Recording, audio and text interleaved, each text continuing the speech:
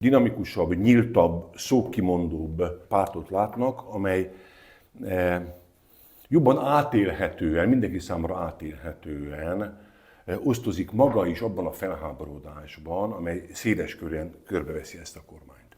Mi mindig azt gondoltuk magunkról, hogy evidens, hogy mi vagyunk ennek a kormánynak a legélesebb ellenzéki szereplője. Hogy nem kötünk kompromisszumot mi ezekkel semmilyen fajta értelemben. Éhségsztrájkolunk, élő láncot a parlament köré, törvénytelennek nevezi a Gyurcsány a kormányt megalakulásakor, és nem folytatom.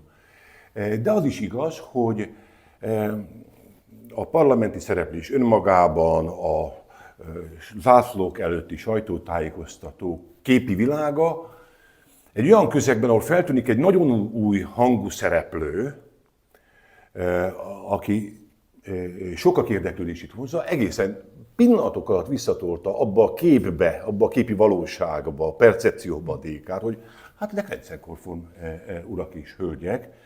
Ez egy nagy figyelmeztető jel volt, hogy nem annak látnak bennünket, amik mi nem akarunk lenni, valójában vagyunk.